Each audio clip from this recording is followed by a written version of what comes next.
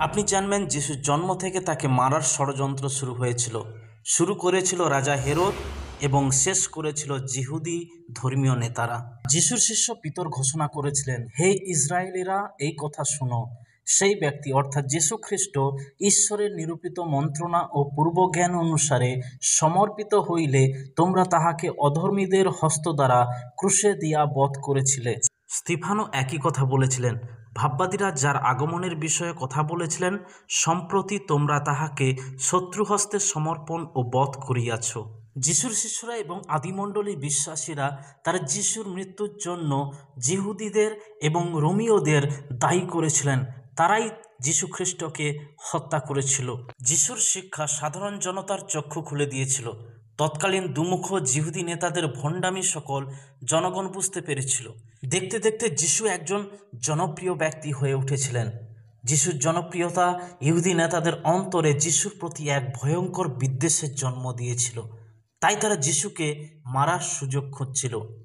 যিশু রাজার জনপ্রিয়তাকেও ছাপিয়ে গিয়েছিলেন।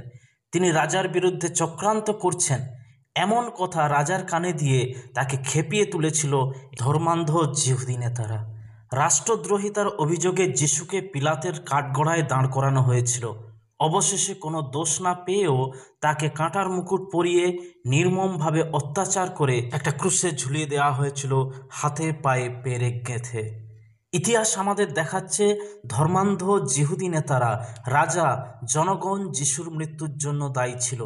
তিনি রাজনৈতিক ধর্মীয় নেতাদের ষড়যন্ত্রের শিকার হয়েছেন।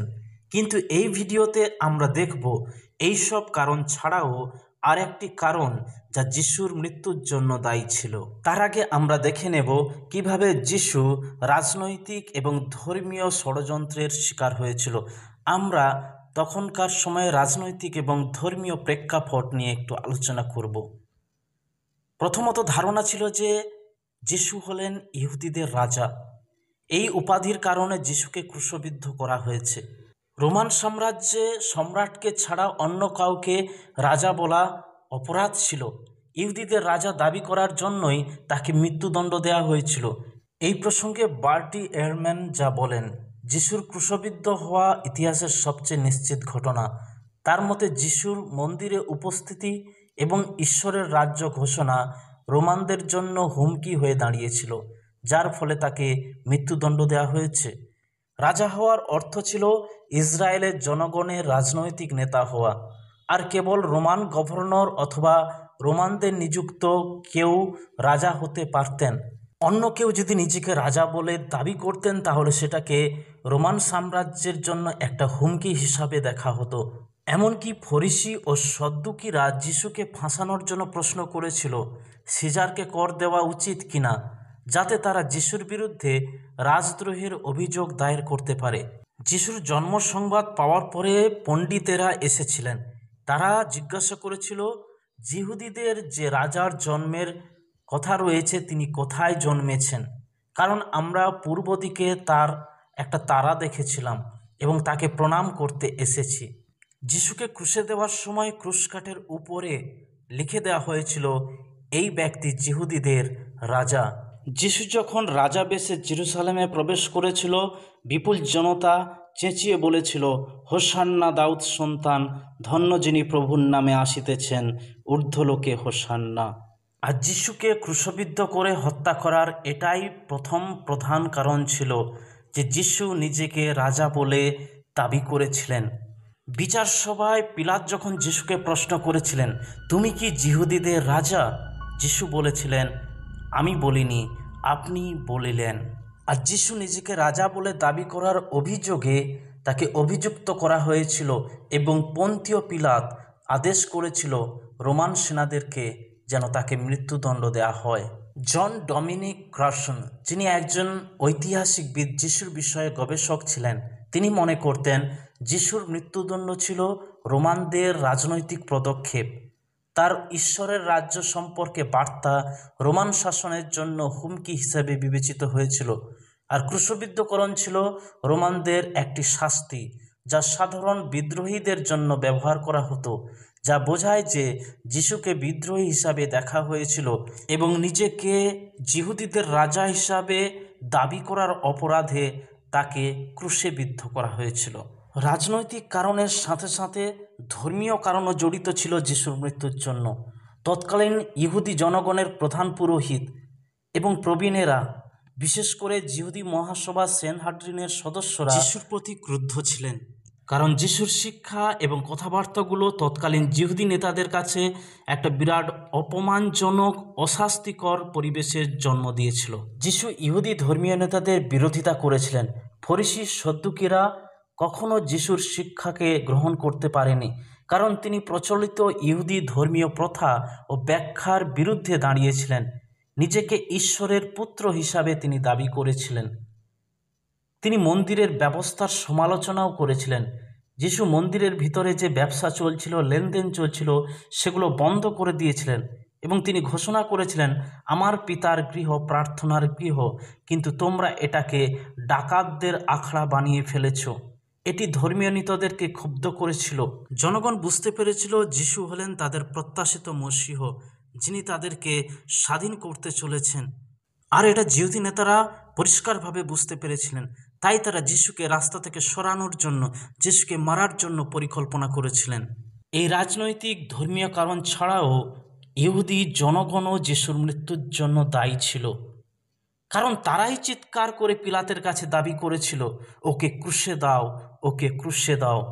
আর সেই জনতার চাপে পিলাত যিশুর মধ্যে দোষ না পেয়েও তাকে মৃত্যুদণ্ড, ক্রুশে বিদ্ধ করার আদেশ দিয়েছিলেন।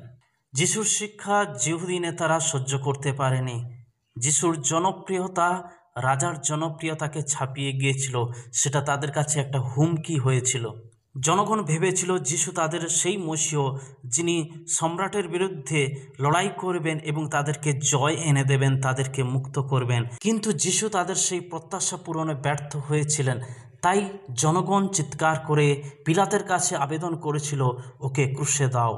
আমরা প্রত্যক্ষভাবে দেখতে পাচ্ছি এই তিনটি কারণ, রাজনৈতিক, ধর্মীয় এবং জনগণের দাবি, যেটা যিশুর মৃত্যুর জন্য দায়ী ছিল।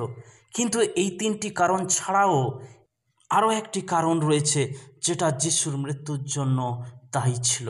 আমরা দেখতে পেলাম যিশুর মৃত্যুর জন্য ধর্মীয়, রাজনৈতিক, সামাজিক পরিস্থিতি তৈরি হয়েছিল, যা শেষ পর্যন্ত ঈশ্বরের পরিকল্পনাকে বাস্তবায়িত হতে সাহায্য করেছিল।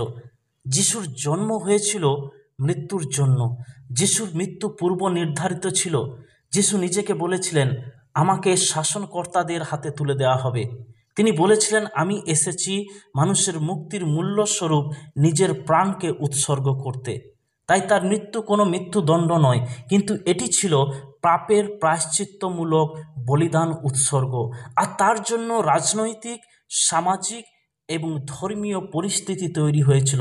আমরা সেটা দেখতে পাচ্ছি, কিন্তু যেটা গুপ্ত রয়েছে, যেটা হিডেন, সেটাকে আমরা দেখতে পাচ্ছি না। আর সেটি ছিল ঈশ্বরের পরিকল্পনা মানব জাতির জন্য, মানুষের উদ্ধারের জন্য যিশুর প্রায়শ্চিত্তমূলক উৎসর্গ। আমরা সকলে দেখতে পাচ্ছি তাকে মারা হয়েছে, কিন্তু আসলে তিনি নিজে মরেছেন। যিশুর মৃত্যু ধর্মীয়, রাজনৈতিক, সামাজিক কারণের থেকেও বেশি মানুষের পাপ এবং অধার্মিকতার পরিণাম। এটা ছিল মানুষের প্রতি ঈশ্বরের ভালোবাসার এক অনন্য নিদর্শন। তিনি তার একমাত্র পুত্রকে উৎসর্গ করেছিলেন মানুষকে বাঁচানোর জন্য, যেন একজনের মৃত্যুর মাধ্যমে অনেকে জীবন পায়।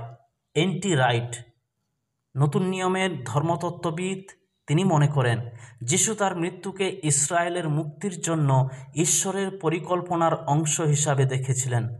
প্রথম শতাব্দীর খ্রিস্টবিশ্বাসীরা এটা মনে করতেন যিশুর ক্রুশে মৃত্যু ছিল যিশাইয়া নবীর ভাববাণীর পরিপূর্ণতা। যিশুর মৃত্যুর মূল কারণ ছিল মানুষের পাপ, আর এই পাপের ক্ষমার জন্য দরকার ছিল প্রায়শ্চিত্তমূলক বলিদান, যেটা প্রভু যিশু ক্রুশে করেছিলেন। তাহলে এখনো প্রশ্ন, ঈশ্বরের কাছে কি আর দ্বিতীয় বিকল্প কোনো রাস্তা ছিল না মানুষের পাপকে ক্ষমা করার? তাহলে একটু বুঝিয়ে বলি।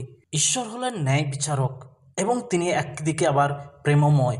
ঈশ্বর ন্যায়বান, তিনি পাপকে অবজ্ঞা করতে পারেন না, কিন্তু তিনি একই সঙ্গে প্রেমময়।